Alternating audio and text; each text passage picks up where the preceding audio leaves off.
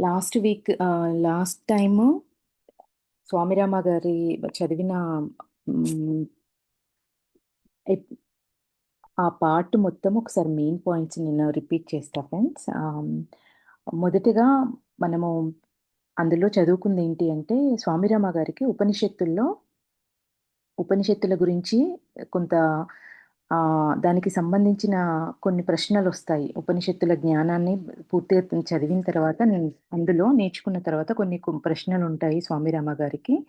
దానికి సంబంధించిన ప్రశ్నలకు సమాధానాలు వెతికే క్రమంలో విష్ణు మహారాజ్ అనే ఒక గురువుగారిని కలుసుకుంటారు. ఆయనని ఈ ప్రశ్నలు అడగడానికి వెళ్తే దానికి విష్ణు మహారాజ్ గారు, "నువ్వు నన్ను సంపూర్ణంగా యాక్సెప్ట్ చేయలేదు. నువ్వు సంపూర్ణ అంగీకారంతో వస్తే నువ్వడిగిన ప్రశ్నలకు నేను సమాధానం చెప్తాను" అని జెప్తారు. దానికి స్వామిరామ గారు కొన్ని రోజులు సమయం తీసుకుంటారు. అంటే ఫస్టు ప్రశ్నలడిగినప్పుడు, "నువ్వు వంగి నా కాళ్ళకి నమస్కారం చెయ్యి" అంటారు. దానికి స్వామిరామ గారు యాక్సెప్ట్ చేయరు. దానికి విష్ణు మహారాజు గారు చూస్తారు స్వామిరామ గారి లోపల ఆ సమయంలో అహంకారం అనేది చూసి, "నువ్వు సంపూర్ణ అంగీకారంతో వస్తేనే నేను దానికి సమాధానాలు చెప్తా" అంటే కొన్ని రోజులు సమయం తీసుకొని తిరిగి స్వామిరామ గారు సంపూర్ణ అంగీకారంతో ఆయన చెప్పగలుగుతారు. నేను ఆయనని సంపూర్ణంగా యాక్సెప్ట్ చేస్తున్నాను అనే భావంతో వెళ్తే దానికి ఉపనిషత్తులలో ఉన్న ప్రశ్నలకి స్వామిరామ గారికి సమాధానాలిస్తారు. దాని తర్వాత ఒకరోజు స్వామిరామ గారు వాళ్ళ గురువు దగ్గరికెళ్ళి, "నాకు ఎక్కువ మేధా సంపత్తి ఉన్నది. నేను పరిపూర్ణుడైన స్వామిని ఇప్పుడయ్యాను" అని స్వామిరామ గారి గురువుతో చెప్తారు. ఎక్కువ మేధా సంపత్తి ఉండడం వల్ల ఉంది నాకు. ఉన్నదని నేను సంపూర్ణమైన మేధా సంపత్తితో ఉన్నాను. నేనిప్పుడు పరిపూర్ణుడైన స్వామినయ్యాను అని స్వామిరామ గారు గురువుతో చెప్తారు. దానికి బదులుగా స్వామిరామ గారి గురువు, "లేదు, నువ్వు లేత ప్రాయంలో ఉండడం వల్ల నీ గురించి నువ్వు అట్లా అనుకుంటున్నావు. కోపము, పేరాశ, బంధనాలన్నింటిని వదులుకో. సమయం తప్పకుండా ధ్యానం చెయ్యి." ఈ 4 చెప్తారు. కోపాన్ని వదిలేయి, పేరాశ, అన్నింటిని వదులుకో, సమయానికి తప్పకుండా ధ్యానం చెయ్యి. అప్పుడు నువ్వు పరిపూర్ణుడవవుతావు అని చెప్తారు. దాని తర్వాత స్వామిరామ గారి గురువు కొంతమంది ఋషుల దగ్గరికి వెళ్లి కలువు అని చెప్తారు. ఆయన ఒక ముగ్గురి స్వాముల దగ్గరికెళ్తారు స్వామిరామ గారు. మొదటగా మౌనవ్రతుడని పేరు పొందిన ఒక స్వామిని కలుస్తారు. ఆయన స్వామిరామ గారి లోపలున్న ఒక కోపాన్ని పరీక్షించడానికి ఆయన తన కోపాన్ని ఎంతవరకు నిగ్రహించుకోగలుగుతారో చూద్దామని చెప్పేసి స్వామిరామ గారిని కాలితో తంతారు. కొండపై నుంచి దొర్లుకుంటూ స్వామిరామ గారు కింద పడిపోవడం వల్ల విపరీతమైన కోపంతో ఆయనకు పనిష్మెంట్ ఇవ్వాలి, ఇంతకింత బదులివ్వాలి అనే కోపంతో ఊగిపోతూ స్వామిరామ గారు పైకొస్తారు.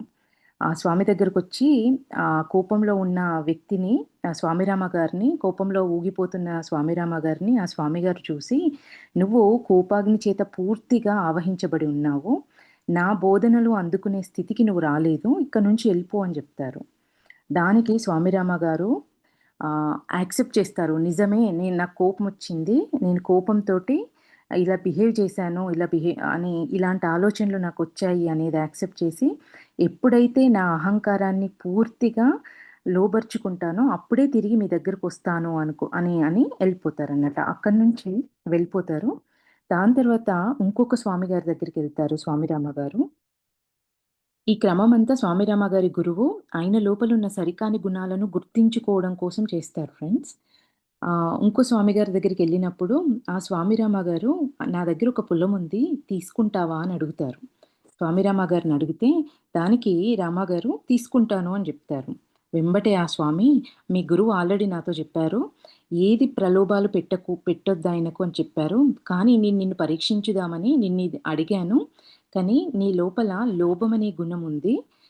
నువ్వు నువ్వు ఆ గుణాన్ని నువ్వు దానికి వశుడై ఉండడం వల్ల నేను నీకేం బోధించలేను" అనేది ఆ స్వామిగారు చెప్తారు.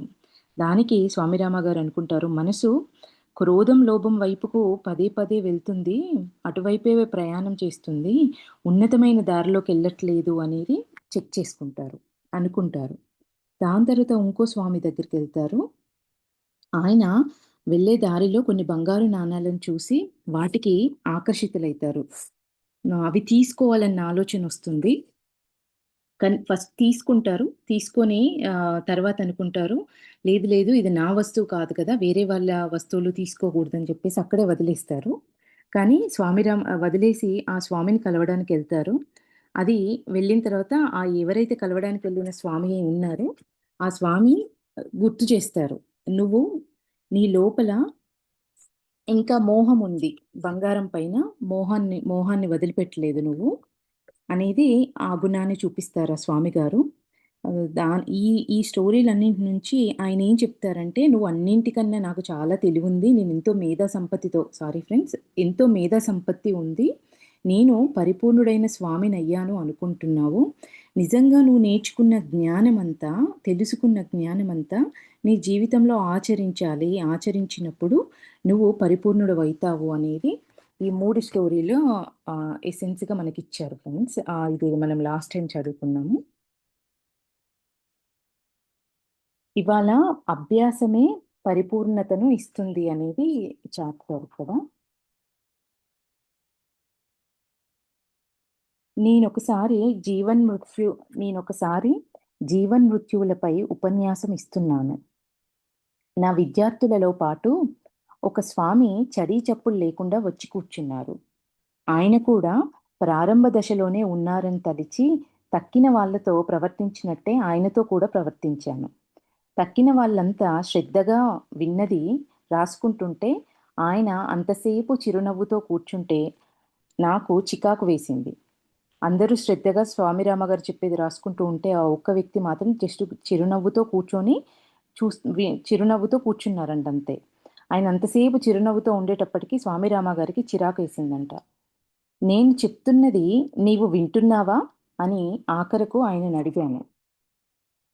నువ్వు ఒట్టి ఉపన్యాసమే ఇస్తున్నావు. నేను చావు పుట్టుకలపై ఆధిపత్యం చేసి చూపించగలను. చూపించగలను. నాకొక చీమను తీసుకొని రండి అని ఆయనన్నారు. ఒక పెద్ద చీమను పట్టుకొని తెచ్చారు.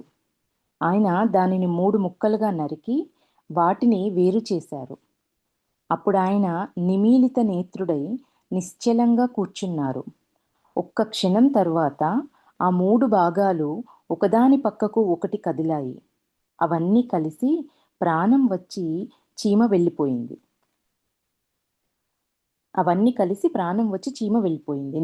నిమీలితమైన నేత్రుడై నిశ్చలంగా కూర్చున్నారు. ఒక్క క్షణం తర్వాత ఆ 3 భాగాలు ఒకదాని పక్కన ఒకటి కదిలాయి. అవన్నీ కలిసి ప్రాణం వచ్చి చీమ వెళ్ళిపోయింది. అది కనికట్టు లాంటిది కాదని నాకు తెలుసు. ఆ స్వామి ముందు నేనేమాత్రం అనిపించింది. నాకు వేదాల గురించి తెలుసు తప్ప నాకు ప్రత్యక్ష గ్రహణ శక్తి, జీవన్మరణములపై ఆధిపత్యం లేదని శిష్యులకు తెలిసిపోయిందని ఇబ్బంది పడిపోయాను. ఇదెక్కడ నేర్చుకున్నారు అని అడిగాను. మీ గురువుగారు నాకు నేర్పారు అని ఆయనన్నారు. దానితో మా గురువుగారిపై నాకు చాలా కోపం వచ్చింది. వెంటనే ఆయన వద్దకు వెళ్ళాను. నన్ను చూస్తూనే ఆయన ఏమైంది? ఆగ్రహం మరల నిన్ను లొంగదీసుకునేటట్లు ఎందుకు చేస్తున్నావు? నువ్వింకా ప్రబలమైన ఆవేశాలకు బానిసగా ఉన్నావు అని అన్నారు. నాకు నేర్పని విషయములను వేరొకరికి బోధిస్తున్నారు. ఎందుచేత? అని నేనడిగాను.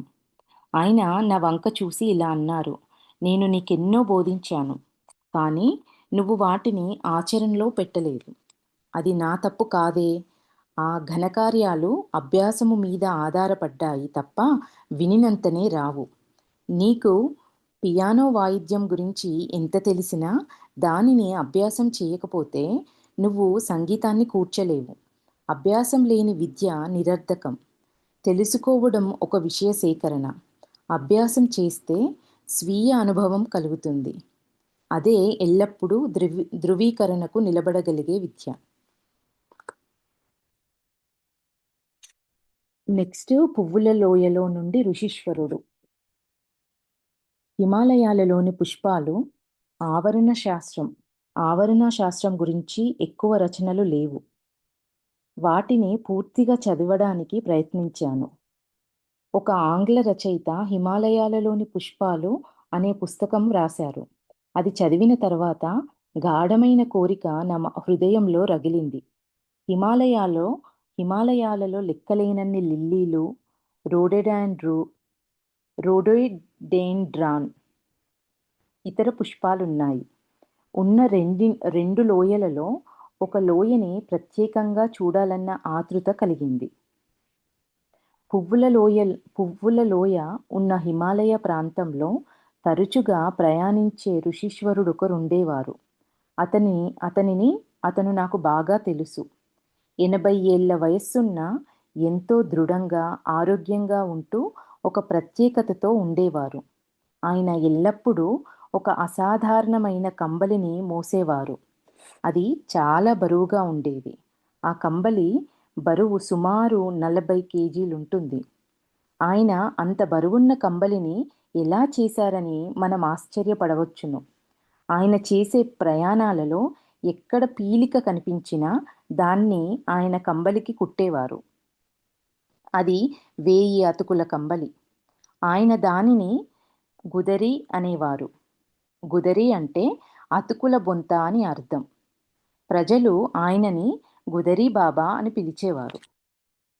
నా కోరిక విన్న తరువాత ఆయన, నువ్వు నన్ను అనుసరించి పువ్వుల లోయని నిజంగా చూడాలనుకుంటే నువ్వు కంబలిని మొయ్యాలి అని అన్నారు. సరేనన్నాను. కానీ ఆ కంబలి నా భుజం మీద వేసుకోగానే దాని బరువుకు ముందుకు తూలిపడ్డాను. ఆయన ఎంతో ఆరోగ్యంగా కనిపిస్తున్న నీలాంటి యువకుడికి అంత నీరసం ఎలా వచ్చింది అని అడిగారు. ఆయన ఆ కంబలిని ఎత్తి, చూడు ఎంత తేలికగా ఉందో అని అన్నారు. అలాగని ఆ కంబలిని నా భుజం మీద పెట్టారు. చూడు ఎంత తేలికగా ఉందో అని తీసి స్వామిరామ గారి భుజం పైన పెట్టారంట ఫ్రెండ్స్ ఆ కంబలిని. ఆయన ఆయనకి మా గురువుగారు తెలియడం వల్ల నన్ను పువ్వుల లోయలోనికి ఆయనతో అనుసరించడానికి అనుమతించారంట. ఆయనను అనుసరించి వెళ్తుంటే ఆయన ఇలాగన్నారు, పుష్పాలు వికసించే సమయంలో పువ్వుల లోయ గుండా వెళ్ళే వాళ్ళెవ్వరూ తమ జ్ఞాపక శక్తిని నిలుపుకోలేరు. పుష్పాలు వికసించే సమయంలో ఆ దారింట వెళ్ళే వాళ్ళకే అక్కడ వాళ్ళ జ్ఞాపక శక్తి పూర్తిగా వాళ్ళ జ్ఞాపక శక్తి మొత్తము ఎరేజ్ అయిపోతుందంట ఫ్రెండ్స్. నీలాంటి మొండి ఘటాలను ఇక్కడికి తీసుకొని వచ్చి వాళ్ళకి బుద్ధి చెప్పాలి. మా అంత మేధావులు లేరని మాతో వాదించే వాళ్ళను ఇక్కడికి తీసుకొని వస్తే వాళ్ళ సత్తా వాళ్ళకు తెలుస్తుంది. నేను మీతో వస్తున్నాను కదా అని నేను నేను మీతో వస్తున్నాను కదా అని నేను అన్నాను. స్వామిరామ గారు తోటి ఆ ఆ గుదరి బాబా, నువ్వు ఇంత మేధావివని ఫీల్ అయ్యేలాంటి వాళ్ళందరిని ఇక్కడికి తీసుకొస్తే వాళ్ళ బుద్ధి మొత్తము అంతా ఏది గుర్తు లేకుండా వెళ్ళిపోతుంది. వాళ్ళకి అదే సరైన బుద్ధి చెప్పే పద్ధతి అనేది చెప్పి ఇవన్నీ స్వామిరామ గారితో అన్నప్పుడు, సరే ఇవన్నీ అంటున్నారు, నన్ను తీసుకెళ్తున్నారు కదా మీతో పాటు అని స్వామిరామ గారు అడిగారంట. అవును, నువ్వెప్పుడు వాదిస్తూ చెప్పినది జాగ్రత్తగా వినవు. నీ మేధా సంపత్తుకు విర్రవీగుతావు. నాకు వ్రాయడం, చదవడం రాదు. నాకన్నా నువ్వు బాగా చదువుకున్నవాడివి. నీకు చదువు వచ్చు. అయినా నాకు మనస్సును అదుపులో పెట్టుకోవడం వచ్చు అని ఆయన చెప్పారు. నేను కూడా నా మనస్సును అదుపులో ఉంచుకున్నాను అని నేను చెప్పాను. చూద్దాం అని ఆయన జవాబిచ్చారు. మోయడానికి చాలా బరువుగా ఉంది. ముందు నా భుజం మీద నుండి మీ కంబలిని తీసేయండి. ఏమిటీ కాలం తీసేయండి అని స్వామిరామ గారు ఆ గుదరీ బాబాతో అంటే, దానికి బదులుగా ఆయన ఏమిటీ కాలం కుర్రవాళ్ళు అని ఆయన వాపోయారు. ఆయన కంబలిని నా నుండి తీసుకొని దానితో సంభాషించడం మొదలుపెట్టారు. నా ప్రియతమ కంబలి, ఎవ్వరు కూడా నీ గురించి ఏమీ అర్థం చేసుకోరు. నువ్వు సజీవ కంబలివి అని ఎవ్వరికీ తెలియదు. ఆయనను చూసి ఈయనకి నిజంగానే వెర్రి అని అనుకున్నాను. మరుసటి రోజు ఉదయం మమ్మల్ని ఒక జపాన్ భిక్షువు కలిశారు. ఆయన కూడా పువ్వుల లోయ చూడాలన్న ఆతృతతో ఉన్నారన్నారు. పువ్వుల లోయని చూడాలన్న ఆతృతతో ఉన్నానన్నారు. జపాన్ భిక్షువు కూడా ఈ గుదరీ బాబా వెర్రివాడు అని నాతో అన్నారు. రామా, ఈయన ఇంత బరువును ఎందుకు మోస్తున్నారు అని ఆయన నన్ను అడిగారు. మేమిద్దరం మాట్లాడుకోవడం మొదలుపెట్టాము. మేమిద్దరం మా అనుభవాలు పంచుకోవడం మంచిదని నేననుకు నేనన్ నేననుకున్నాను. ఈ భిక్షువు ఒంటరిగా పువ్వుల లోయలోనికి వెళ్ళడానికి భయపడ్డారు. ఎవరైనా ఈ లోయను చూడడానికి వెళ్తే వారు గతమంతా మర్చిపోతారు. వారి జ్ఞానేంద్రియాలకు వస్తువులను గ్రహించే శక్తి పోతుంది అని ఎవరో ఆయనకు చెప్పారు. ఈ ప్రాంతంలో తిరిగి అన్ని దారులు తెలిసినవారు కాబట్టి ఈ బాబాగారొక్కరే మనకు సరియైన మార్గదర్శకులు అని ఆయన నాతో అన్నారు. మరుసటి రోజు జపాన్ భిక్షువు జ్వరంతో వణకడం మొదలుపెట్టారు. ఆయన బర్మా అడవులలో నివసించి మలేరియా జ్వరంతో బాధపడ్డారు. జ్వరం 104 డిగ్రీలు ఉంది. నాడి చాలా తీవ్రంగా కొట్టుకుంటుంది. బాబా ఆయనతో, "నువ్వు ఈ కుర్రాడితో నేను వెర్రివాడినని చెప్పావు. నా కంబలి యొక్క సజీవ శక్తిని చూడగోరుతావా? ఇది ఒట్టి కంబలి కాదు, ఒక సజీవ శక్తి అని నీకు తెలుసా? నువ్వు ఆరోగ్యంగా ఆరోగ్యంగా కోలుకోవాలని కోరుకుంటున్నావా? అలాగైతే మోకాళ్ళపై కూర్చో, వినమ్రుడవై ఉండు" అని అన్నారు. బాబా ఆ జపాన్ భిక్షువుని కంబలితో కప్పారు. ఆ భిక్షువు, "నేను నలిగిపోతాను, నేను చిన్న మనిషిని, ఇది చాలా బరువుగా ఉంది" అని అన్నారు. "నోరు మూసుకో" అని బాబా అన్నారు. కొన్ని నిమిషాల తర్వాత బాబా ఆ కంబలిని భిక్షువు మీద నుండి తీసివేశారు. కంబలిని తీసిన తర్వాత అది వణకడం మొదలుపెట్టింది. "నీ జ్వరం ఏమైంది" అని బాబా భిక్షువుని అడిగారు. అంటే కంబలి ఆ జపాన్ భిక్షువు పైన కప్పిన తర్వాత కాసేపటి తర్వాత ఆయన జ్వరం తగ్గిపోయిందంట ఫ్రెండ్స్. తర్వాత కంబలి తీసిన తర్వాత కంబలి వణకడం మొదలుపెట్టింది. అంటే దాని లోపల ఒక చైతన్యం ఉంది. "అయ్యా, నాకింక జ్వరం ఏమీ లేదు" అని ఆయన అన్నారు. "ఈ కంబలి గొప్ప మనస్సు కలది, దయాళువు. అది నీ జ్వరాన్ని తీసివేసింది" అని బాబా అన్నారు. బాబా నా వంక చూసి, "ఈ జ్వరం ఇంకెప్పుడూ రాకుండా నయం చేయమంటావా" అని అన్నారు. "తప్పకుండా దయతో చేసి పెట్టండి" అని నేనన్నాను. "కానీ వాడు నన్ను వెర్రివాడన్నాడే, వాడు నా సహాయానికి అర్హుడు కాడు" అని బాబా అన్నారు. "ఋషులందరూ గొప్పవారు, దయార్ధ హృదయులు. ఇతరులను వాళ్ళెప్పుడు క్షమిస్తారు" అని నేనన్నాను. బాబా నవ్వి, "తప్పకుండా ఆయనకు సహాయం చేస్తాను" అని అన్నారు. మేమందరం కలిసి 15 రోజులు ప్రయాణం చేశాము. కానీ జపాన్ భిక్షువు మరల జ్వరంతో బాధపడలేదు. బదరీనాథ్కు 9 మైళ్ళ తర్వాత పువ్వుల లోయ వెళ్ళడానికి పక్కదారి ఉంది. అదొక అదొక అక్కడొక చిన్న గురుద్వార్ ఉంది. అక్కడ మేం భోజనం చేశాము. గుదరీ బాబాని ఈ దేవాలయంలో అందరికీ బాగా తెలుసు.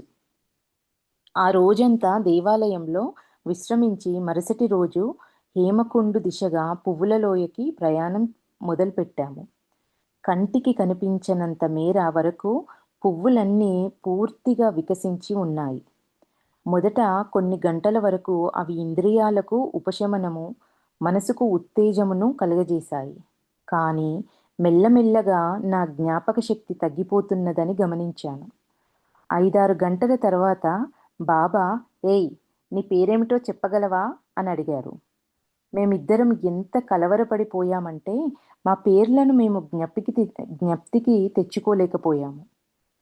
మేము పూర్తిగా వాటిని మర్చిపోయాము. "నాకు నా ఉనికి మాత్రమే తెలుసును. నేను ఇంకొక 2 మనుషులతో ఉన్నానని లీలగా అనిపిస్తుంది." అంటే ఆ పూల వాసన ఎంత ఘాటుగా ఉందంటే మేము తార్కికంగా ఆలోచించలేకపోయాము. అభిప్రాయాలను కూర్చుకునే సామర్థ్యం పనిచేయడం లేదు. మా ఇంద్రియాలు పట్టును కోల్పోయాయి. మా ఉనికి, పరిసరాలు మాకు లీలగా గుర్తొస్తున్నాయి. మా మధ్య సంభాషణ అర్ధరహితంగా ఉంది. ఆ లోయలో వారం రోజులు గడిపాము. అది ఎంతో ఆనందకరంగా ఉంది. అంతసేపు బాబా మమ్మల్ని ఆట పట్టించేవారు. "మీ చదువు, శక్తి నిరర్ధకం" అనన్నారు. పువ్వులలోయ నుండి బయటకు వచ్చాక బాబా ఇలా అన్నారు, "మీ ఆనందానికి కారణం పువ్వుల పరిమళాల ప్రభావం. మీరు ధ్యానం చెయ్యడం లేదు. అదే marijuana అంటే మత్తుమందులు ప్రజలకు చేస్తాయి." వీళ్ళేమో ధ్యానం చేస్తున్నాం అనుకుంటారు. అంటే ఆ స్థితిని అనుభవించడము ఈ ఇట్లాంటి ఏమంటారు ఫ్రెండ్స్, ఈ డ్రగ్స్ ఇట్లాంటివి వాటి వల్ల, ఈ మత్తు మందుల వల్ల ప్రజలు అనుభవిస్తారు. ధ్యానం చేస్తున్నామన్న భ్రమలో ఉంటూ కొంతమంది ధ్యానం చేస్తున్నాం అనుకుని ఇట్లాంటి వాటి వల్ల ఆ మత్తును అనుభవిస్తూ ఉంటారు అంటున్నారు.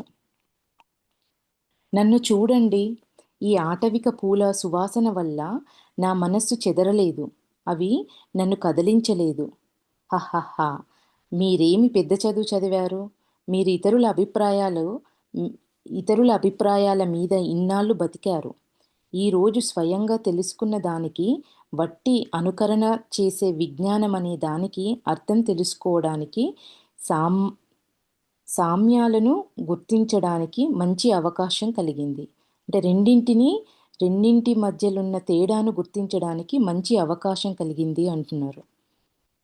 ఇప్పటి వరకు మీకున్న అభిప్రాయాలు వాస్తవంలో ఇతరుల అభిప్రాయాలు. ఇప్పటి వరకు అన్నీ మీరు చదివిన వాటి వేరే వ్యక్తులు బుక్కులలో రాసినవి చదివి ఉన్నారు కాబట్టి, వాళ్ళు అనుభవించలేదు కాబట్టి, వేరే వాళ్ళు ఎవరైతే మీరు చదివిన వ్యక్తులు రాసిన వాళ్ళు ఉన్నారో వాళ్ళ అభిప్రాయాలు అంటున్నారు. ఇతరుల అభిప్రాయాలపైన ఆధారపడిన వారు నిర్ణయాలు తీసుకునే శక్తిని పొందడం, వారి అభిప్రాయాలను వ్యక్తం చేయడం ఎప్పటికీ చేయలేరు. అబ్బాయిలు, ఇలాంటి విషయాలు తెలియజేసే విద్యను మేము నిజమైన విద్యగా భావించము. స్వయంగా గ్రహించిన విషయాలు మాత్రమే సాధికారమైనవి. మీకు తెలిసినా మీ మనస్సుపై మీకు ఆధీనం లేదు. నాగరిక పిల్లలకు ఇస్తున్న విద్య లోతులేనిది. క్రమశిక్షణ లేకపోతే మనస్సు ఆధీనంలో ఉంచుకోవడానికి వీలు కాదు. మనస్సును ఆధీనంలో ఉంచుకోలేకపోతే స్వీయ అనుభవం రానే రాదు. జపాను భిక్షువు బోధిగయకు వెళ్ళిపోయారు. నేను బాబాగారితో ఇంకొక 10 రోజులున్నాను. ఆయన ఈ ప్రాంతంలో విచ్చలవిడిగా తిరుగుతారు. యాత్రికులందరూ ఆయన గురించి విన్నారు. ఆచరణ సాధ్యమైన విద్య నేర్చుకోవటానికి, స్వీయ అనుభవంతో జీవితపు విలువలు, ఆ జీవితంలోని దారులు, మలుపులు తెలుసుకున్నటువంటి ఋషీశ్వరుల చెంత జీవించడం పరిత్యాగులకి చాలా ముఖ్యం. భయమును జయించుట. అంటే వీళ్ళకి ఆయనకి ఏ చదువు లేదు. చదవడం కూడా రాదు. కానీ ఆయన సొంత తన అనుభవంలో ఆ పుష్పాల నుంచొచ్చే ఆ మత్తుని కూడా దానికి అతీతమైన స్థితిలో ఆయన ఉండగలిగారు. ఈ ఇద్దరు భిక్షువులు అంటే స్వామిరామ గారు, ఆ జపాన్ భిక్షువు ఇంకా ఆ స్థాయికి రాకపోవడం వల్ల ఆ వాసనకి వాళ్ళు ఆహ్, ఏమ లోబ లోబపడిపోయారు. అలా ఆ వాసనకి లొంగిపోయి, ఆ గుణానికి అలవాటైపోయి, ఆ గుణంతోటి వాళ్ళు దాని కంట్రోల్‌లోకెళ్ళిపోయారు. భయమును జయించుట. భయమన్నది అన్నింటిలోనూ ప్రబలమైన శత్రువు. అది వ్యక్తిలో అంతర్గతంగా కొలువుతీరి ఉండే రక్కసి. భయరహితంగా ఉండటం స్వేచ్ఛను పొందటానికి ఎక్కవలసిన మొదటి మెట్టు. భయరహితంగా ఉండడం స్వేచ్ఛను పొందటానికి మొదటి మెట్టు అంటున్నారు. ఒక సాయంత్రం నేను నా తోటి విద్యార్థి పర్వతాలలో 30 మైళ్ళు నడిచాక కేదార్నాథ్‌కు 2 మైళ్ళ దూరంలో విశ్రమించడానికి ఆగాము. బాగా అలసిపోయానేమో, వెంటనే నిద్ర పట్టేసింది. కానీ విపరీతమైన అలసట వల్ల అదంతా కలత నిద్ర అయింది. చాలా చలిగా ఉంది. కానీ కప్పుకోడానికి కంబలి లేదు. అందుచేత వెచ్చగా ఉండటానికి మెడ చుట్టూ చేతులు పెట్టుకున్నాను. నేను అరుదుగా కలలు కంటాను. నా జీవితంలో 3, 4 సార్లే కలలు కన్నాను. అవన్నీ నిజమయ్యాయి. ఆ రోజు రాత్రి దయ్యం బలమైన చేతులతో నా మెడ నొక్కి ఊపిరి ఆడకుండా చేస్తున్నదని కల కన్నాను. నాకు ఊపిరి ఆడటం లేదనిపించింది. నా తోటి విద్యార్థి నా శ్వాసలో మార్పు చూసి నేను చాలా ఇబ్బంది పడుతున్నట్టు గ్రహించి నా దగ్గరకు వచ్చి నన్ను మేల్కొల్పాడు. ఎవరో నా గొంతుక నులుముతున్నారని అన్నాను. అప్పుడతను నా చేతులే నా గొంతుక నొక్కుతున్నాయని చెప్పాడు. నువ్వు దయ్యమని అంటున్నది నీలోని అంతర్భాగమే. మన అజ్ఞానం చేత దయ్యం చెడ్డ అన్న కల్పితాలు మన మీద రుద్దబడ్డాయి. మన అజ్ఞానం చేత దయ్యం చెడ్డ అన్న కల్పితాలు మన మీద రుద్దబడ్డాయి. మానవ మనస్సు ఒక అద్భుతం, ఒక మాంత్రికుడు. అది తనకు కావలసినప్పుడు దేవత రూపం, దయ్యం రూపం కూడా తీసుకోగలదు. అది నరకం చవిచూపే బద్ధ శత్రువు, లేక స్వర్గాన్నిచ్చే ప్రాణమిత్రుడైనా అవ్వచ్చు. మన మనసే దయ్యం అవ్వచ్చు అంటున్నారు, దేవత రూపం కూడా అవ్వచ్చు అంటున్నారు. మన మనసే మనకు స్వర్గాన్ని చూపించొచ్చు, నరకాన్ని కూడా చవి చూపించొచ్చు అంటున్నారు. జ్ఞాన సముపార్జన పథంలో ప్రయాణించదలిచే ముందుగా మన చైతన్యానికి అడుగున ఉండే మనస్సులో దాగి ఉన్న భావాలను వెలికి తెచ్చి ఎదుర్కొని వాటిని అధిగమించాలి. జ్ఞాన సముపార్జన పథంలో ప్రయాణించదలిచే ముందుగా మన చైతన్యానికి అడుగున ఉండే మనస్సులో దాగి ఉన్న భావాలను వెలికి తెచ్చి ఎదుర్కొని వాటిని అధిగమించాలి. అంటే మన మన మన ఆలోచనలలో జ్ఞాన సముపార్జన పథంలో ఏమంటున్నారు ఫ్రెండ్స్, ఇక్కడ మన చైతన్యానికి అడుగున ఉండే మనస్సులో దాగి ఉన్న మన సబ్కాన్షియస్ మైండ్లో మనకే తెలియకుండా ఎన్నో భావాలు తెలియకుండా ఉంటాయి. అవి మనయా అని, మనకి ఉన్నాయా అని కూడా మనం గుర్తించలేము. వాటిని ఈ సాధన మార్గంలో ఉన్నప్పుడు భావాలను వెలికి తీసుకొచ్చి వాటిని ఫేస్ చేయాలి అంటున్నారు. ఫేస్ చేసి వాటిని అధిగమించాలి అంటున్నారు. ఎదుర్కొని వాటిని అధిగమించాలి అంటున్నారు. కలలు కనడం మనస్సుకి సహజమైన స్థితి.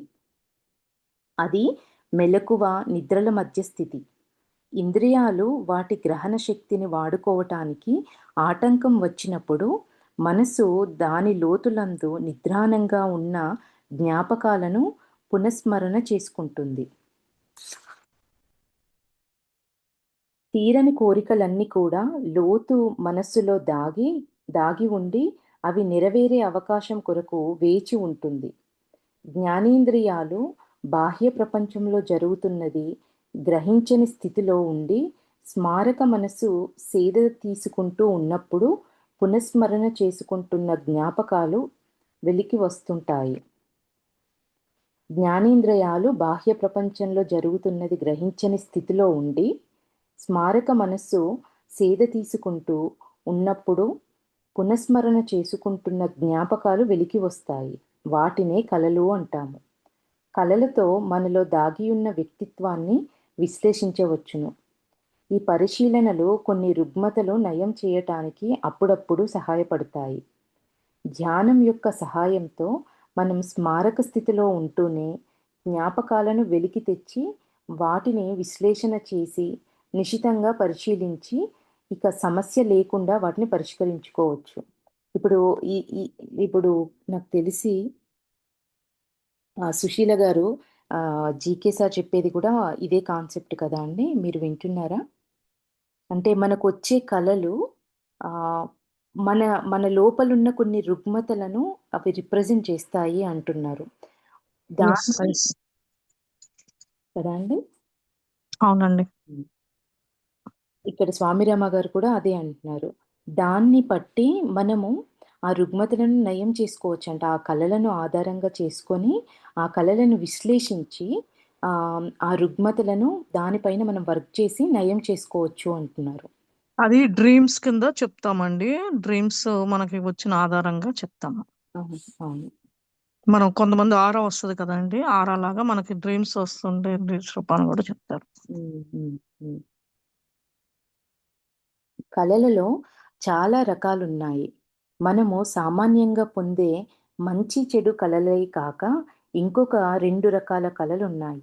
వాటిని మనం విశ్లేషించాలి. ఒకటేమో భవిష్యత్తులో జరిగేవి సూచించేవి, మరొకటేమో విశేష భయాన్ని కలిగించేవి. అప్పుడప్పుడు భవిష్యత్తును తెలిపే కళలు మార్గదర్శకమవుతాయి. ఆశాభంగం వలన కలిగిన విపరీత చింతనలకు భయంకర కళలు చిహ్నాలు. ఆశాభంగం వల్ల కలిగిన విపరీతమైన చింతనలకు, అంటే ఏదన్నా మనం డిసప్పాయింట్ అయినప్పుడు, అనుకున్నది కానప్పుడు, భయంకరమైన ఎక్కువ మనము బాధపడుతున్నప్పుడు, పదే పదే ఒక విషయం గురించి మనం బాధపడుతున్నప్పుడు వచ్చే కలలు మన లోపలున్న భయాలను చూపించే చిహ్నాలు అంటున్నారు. మనిషి బాగా అలసిపోయినా, బాగా అజీర్తితో ఉన్న భయానక కలలు రావచ్చు. బాగా అలసిపోయినా, బాగా అజీర్తితో ఉన్న భయానక కలలు రావచ్చు. ఇప్పటి వరకు పగటిపూట దయ్యాన్ని చూశానని చెప్పిన మనిషిని నేను చూడలేదు. నా తోటి శిష్యుడు నవ్వుతూ నాతో ఇలాగన్నాడు. చీకటిలో ఒక తాడును పాముగా పొరపడవచ్చును. దూరంలో ఉన్న ఎండమావిని నీరుగా పొరబడవచ్చు. వెలుతురు లేకపోవడం అవి అలాగా కనపడడానికి ముఖ్య కారణం. దయ్యమనేది ఉందా? సర్వవ్యాప్తి అయిన సర్వజ్ఞుడైన భగవంతుడు ఒక్కరే ఉన్నప్పుడు దయ్యాలకు ఉండటానికి చోటెక్కడుంది? దేవుడు ఉన్నాడని మరిచిపోయి మతమనే వ్యాధిలో బాధపడుతూ ఉన్నవాళ్ళు దయ్యాలున్నాయని నమ్ముతారు. ఏమంటున్నారు ఇక్కడ? సర్వజ్ఞుడైన భగవంతుడు ఒక్కరే ఉన్నప్పుడు, సర్వవ్యాప్తి అయిన సర్వజ్ఞుడైన భగవంతుడు ఒక్కరే ఉన్నప్పుడు దయ్యాలు ఉండటానికి చోటెక్కడుంది? దేవుడున్నారని మర్చిపోయి మతమనే వ్యాధిలో బాధపడుతూ ఉన్నవాళ్ళు దయ్యాలున్నాయని నమ్ముతారు. విరుద్ధ భావం మానవ శరీరంలో నివసించే భయానక భూతం. విరుద్ధ భావం అంటే మన మన ఆలోచనలకు సరికాని ఆలోచన విధానం అనేది మానవ శరీరంలో నివసించే భయానక భూతం. విరుద్ధ భావాలు మార్చివేస్తే దైవిక భావనలు వస్తాయి. నరకమైన స్వర్గమైన రూపకల్పన చేసేది మనస్సే. దయ్యమంటే భయపడటం ఒక నిజం కాని భయం. అది వ్యాధిగా మారకముందే దానిని మనస్సు నుండి తొలగించి వేయాలి. అంటే ఇక్కడ ఏమంటున్నారు? దయ్యాలు అనంటే నిజానికి దయ్యాలనేవి ఉన్నాయా అంటే, చనిపోయిన తర్వాత ఇప్పుడు పడుకున్న తర్వాత మన యాస్ట్రల్ బాడీ బయటికొస్తుంది. యాస్ట్రల్ బాడీని చూస్తే తాడై ఉన్న వాళ్ళు చూస్తే అదొక తెల్లటి ఆకారంలో కనబడుతది మన యాస్ట్రల్ బాడీ. దాన్ని ఎవరైనా తాడై ఉన్నవాళ్ళు ఎక్కడో చూసి దాన్ని దయ్యమని జ్ఞానం లేకపోవడం వల్ల అది దయ్యము అనుకుంటారంతే. జ్ఞానం లేకపోవడం వల్ల ఆ చనిపోయిన ఆత్మలు పైకెళ్ళలేదు అంతే. ఇప్పుడు ఒక ఎగ్జాంపుల్‌గా మన కుటుంబంలోనే ఏ తాతయ్యో, అమ్మమ్మలో ఎవరో చనిపోతే వాళ్ళు మనకు కనబడితే మనం ధైర్యంగానే ఉంటాము. అదే తెలియని వ్యక్తి ఎవరో తెలియని వ్యక్తి కనబడితే మాత్రం భయపడతాము. అయ్యో! దెయ్యము ఏదో ఆత్మొచ్చింది, ఏదో కనబడింది అని. తేడా ఎక్కడుంది అంటే మనది అనుకోవడం వల్ల మనకు భయం లేదు. ఎవరో తెలియని వాళ్ళు కాబట్టి ఒక తెలియని భయమొచ్చింది. తేడా ఎక్కడుంది అంటే మన మనసులోనే ఉంది. ఇప్పుడు స్వామిరామ గారు చెప్పేదదే. ఏమంటున్నారు? దయ్యమంటే భయపడటం ఒక నిజం కాని భయం. అది వ్యాధిగా మారకముందే దాన్ని మనసు నుంచి తొలగించి వేయాలి అంటున్నారు. హిమాలయ శ్రేణుల మొదలునున్న నైనిటాల్ అడవులలో నేనున్నప్పుడు 6000 అడుగుల ఎత్తున ఉన్న చిన్న పట్టణానికి అప్పుడప్పుడు దిగుతూ ఉండేవాడిని. 6000 అడుగుల ఎత్తున ఉన్న చిన్న పట్టణానికి నైనిటాల్ అడవులో నుంచి అప్పుడప్పుడు దిగుతూ ఉండేవారంట స్వామిరామ గారు. ఎలాగైతే స్వాములు, యోగులు కనిపిస్తే వారి ఆశీస్సులు, సలహాలకు వారి వెంట పడేవారో, అలాగే జనులు వాటి కోసం నా వెంట పడేవారు. నా సాధన జరుపుకోవడానికి వీలుగా నేను వారి బారి నుంచి రక్షించుకోవలసిన అవసరం కనిపించేది. ఆంగ్లేయులు చనిపోతే వారిని పూడ్చిపెట్టే శ్మశాన వాటికను అక్కడ కనుగొన్నాను. అది చక్కగా నిశ్శబ్దంగా ఉంది.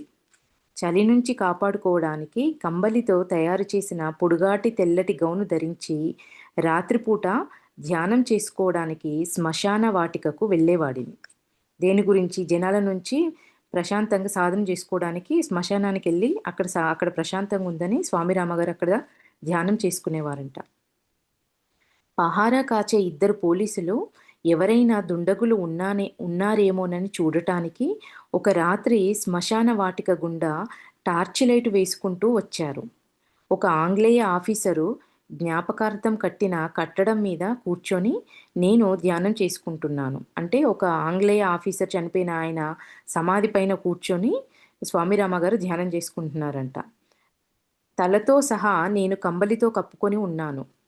పోలీసులు దూరం నుంచి టార్చిలైట్ కాంతిలో నా దిశగా చూసి, పూర్తిగా కంబళి కప్పుకొని ఉన్న మానవాకారంని చూసి ఉలిక్కిపడ్డారు.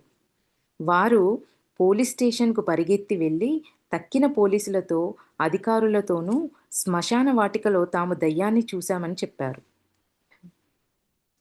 ఈ పుకారు ఊరిలో అంతా తెలిసి జనం భయభ్రాంతులయ్యారు. మరుసటి రోజు రాత్రి పోలీసు సూపరింటెండెంట్ తక్కిన ఆయుధ బలగంతో శ్మశాన వాటికకు వచ్చి నా మీద లైటు వేశారు. ధ్యానంలో ఉన్న నాకు వాళ్ళ ఉనికి తెలియలేదు. అంటే అంత డీప్ స్టేజ్‌లో ఉన్నారు స్వామిరామ గారు. అందుచేత నేను కదలలేదు. వాళ్ళంతా నేను దయ్యాన్ని అనుకున్నారు. దయ్యాలను తుపాకీ గుళ్ళు ఏమైనా చేయగలవా అని చూడటానికి వాళ్ళు తుపాకులో నా మీదకు గురిపెట్టారు. ఆగండి, ముందు నీవె నీవెవ్వరు అని గర్జించి అడుగుదాం. బహుశా అది దయ్యం కాక మనిషి అవ్వొచ్చును అని పోలీసు సూపరింటెండెంట్ అన్నారు. వాళ్ళు సమీపానికి వచ్చి నేను కూర్చున్న కట్టడంను చుట్టివేశారు. అయినా వాళ్ళకి ముసుగులో ఉన్నది ఏమిటో అంతుబట్టలేదు. అప్పుడు గాలిలోకి తుపాకీ పేల్చారు. ఎందుచేతనో నాకు మనుష్యులున్నట్లు అనిపించి ధ్యానాన్ని ఆపివేశాను. నా ముసుగుని తొలగించి నా నిశ్చలతను ఎందుకు భంగం చేస్తున్నారు? మీకు ఏంటి కావాలి? అని అడిగాను. ఆ ఆంగ్లేయ అధికారి నేను బాగా తెలుసు. ఆంగ్లేయ అధికారికి నేను బాగా తెలుసు. నా నిశ్చలతను భంగం చేసినందుకు ఆయన క్షమార్పణ చెప్పి, ఆ ప్రాంతంలో పహారా చేసే పోలీసులకు ప్రతిరోజు రాత్రి నాకు వేడి తేనీరు సరఫరా చేయమని ఆజ్ఞాపించారు. అలాగా ప్రజలను భయభ్రాంతులు చేసిన దయ్యమన్న కల్పిత కథ ముగిసింది. పోలీసు సూపరింటెండెంటు, ఆయన పేరు పూసు అంట ఫ్రెండ్స్. పూసు గారికి అప్పటి నుండి నన్ను కలుసుకోవాలన్న కోరిక. మనిషిలో భయం యొక్క ప్రవృత్తి ఎలాగా ఉంటుందని ఒకరోజు ఆయన నన్ను అడిగారు. అన్ని భయాలలో చనిపోతామన్న భయం మానవ హృదయంలో దృఢంగా నాటుకొని ఉంటుందని ఆయనకు చెప్పాను. తమను రక్షించుకోవాలన్న ప్రగాఢమైన కోరిక భ్రమలకు దారితీస్తుంది. భయాలు మానవుణ్ణి వెంటాడుతూ ఉంటాయి. ఆయన తన మతిస్థిమితం కోల్పోయి ఏవేవో ఊహించుకుంటూ తనకు తోచిన ఆలోచనలే ప్రతిబింబిస్తాడు. ఇక్కడ ఏమంటున్నారు? భయాలు మానవుడిని వెంటాడుతూ ఉంటాయి. అవి మనిషిని మతిస్థిమితం కోల్పోయి ఏవేవో ఊహించుకుంటూ తనకు తోచిన ఆలోచనలే ప్రతిబింబిస్తాయి. ఇంతకుముందు స్వామిరామ గారి ఫ్రెండ్ ఏమన్నారు? చీకట్లో ఒక పాముని చూస్తే అది చీకట్లో ఒక తాడు ఉంటే ఆ తాడుని చూసి పాము అని మనము ఎట్లా అంటే అది తాడు అని కూడా అనుకోవచ్చు. కానీ చీకట్లో చూసినప్పుడు మనకు ఫస్ట్ వచ్చే థాట్ ఏంటి? అది పామే అయ్యుంటుంది అనే థాటే వస్తది. ఎందుకు అంటే అది మన లోపల ఉన్న భయాన్ని రిప్రజెంట్ చేస్తుంది. సో, ఆ భయం వల్లనే ఏం ఊహించుకుంటున్నాం? తాడును పామనుకుంటున్నాం. తనకు తోచిన ఆలోచనలనే ప్రతిబింబిస్తాడు. అలాగే మరల ఆలోచిస్తూ ఈ ప్రక్రియలో మునిగిపోతాడు. భయం మానవుని ప్రధాన శత్రువు. శ్రీ పూసుగారికి దయ్యాలంటే విపరీతమైన భయం. నేనెప్పుడైనా దయ్యాన్ని చూశానేమోనని తెలుసుకోవాలనుకున్నారు. దయ్యాలకు రారాజుని నేను చూశాను. అతనే మానవుడు. స్వామిరామ గారు చెప్తున్నారు. దయ్యాలకు రారాజుని నేను చూశాను. అతనే మానవుడు. ఎప్పటి వరకు తన మనస్సులో వస్తువులతో తనను సరిపోల్చుకుంటాడో అప్పటి వరకు అతడు దయ్యం. ఎప్పటి వరకు తన మనస్సులో వస్తువులతో తనని సరిపోల్చుకుంటాడో అప్పటి వరకు అతను దయ్యం. ఏ రోజైతే ఆయన తన నిజ స్వరూపాన్ని కనుగొనగలడో అతను భయాలకు అతీతుడవుతాడు అని చెప్పాను. ఏ రోజైతే తన నిజ స్వరూపాన్ని కనుగొనగలడో అతడు భయాలకు అతీతుడవుతాడు అని చెప్పాను. అప్పటి నుంచి చాలా మంది నన్ను కలియటానికి రావడం మొదలుపెట్టారు. నా స్నేహితుడైన పూసుగారు ఏ కారణం చేతానో రాజీనామా చేసి ఆస్ట్రేలియా దేశానికి వెళ్ళాలని నిశ్చయించుకున్నారు. నేను ఆ పట్టణం విడిచి ఆల్మోరా పర్వతాలకు వెళ్ళాను. భయాల ఒత్తిడిలో జీవించే అవసరం లేదన్న నిర్ణయానికి వచ్చాను. ఎందుచేతనంటే ప్రతి నిమిషం భయపడుతూ కూర్చుంటే జీవితంలో ఆనందం లేదు. భయాలను ఎదుర్కోకుండా వాటిని మనం బలపరుస్తున్నాం. ఆధ్యాత్మిక పథానికి భయం, బద్ధకం ప్రబల శత్రువులు.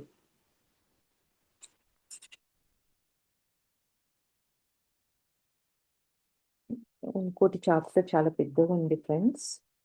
దీన్ని ఈరోజు ఇక్కడికి ఆపుతాను.